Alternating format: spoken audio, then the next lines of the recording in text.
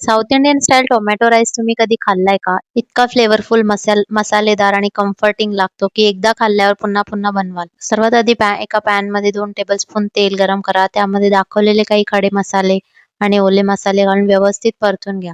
आता 4 उभे चिरलेले टोमॅटो घाला. टोमॅटो गावरान असतील तर जास्त चांगले, पण हायब्रिड देखील चालतील. टोमॅटो मऊ झाल्यावर त्यामध्ये 1 वाटी ओलं खोबरं घाला. व्यवस्थित परतून झाल्यावर हे वाटण थंड झाल्यावर थोडंसं पाणी घालून मिक्सरमध्ये एक छानसा मसाला तयार करा. हा मसाला तुम्ही 4 दिवस फ्रिजमध्ये स्टोअरही करू शकता. आता कुकरमध्ये तेल गरम करा. मोहरी, जिरे, चणा डाळ, उडीद डाळ, चिमूटभर मेथीदाणे, काजू आणि कढीपत्ता घालून फोडणी करा. त्यानंतर त्यामध्ये 4 उभे चिरलेले कांदे घालून सोनेरी होईपर्यंत परता.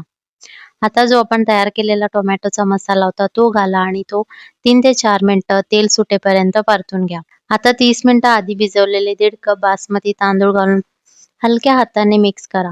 यामध्ये 3 कप पाणी, चवीनुसार मीठ आणि थोडंसं लाल तिखट घालून 2 शिट्ट्या होईपर्यंत याला शिजवा. बस तयार आहे एकदम सुगंधी, मसालेदार आणि रेस्टॉरंट स्टाईल टोमॅटो राईस. हा गरमागरम पापड किंवा रायत्यासोबत खूप छान लागतो. रेसिपी आवडली तर लाईक करा, शेअर करा. Thank you.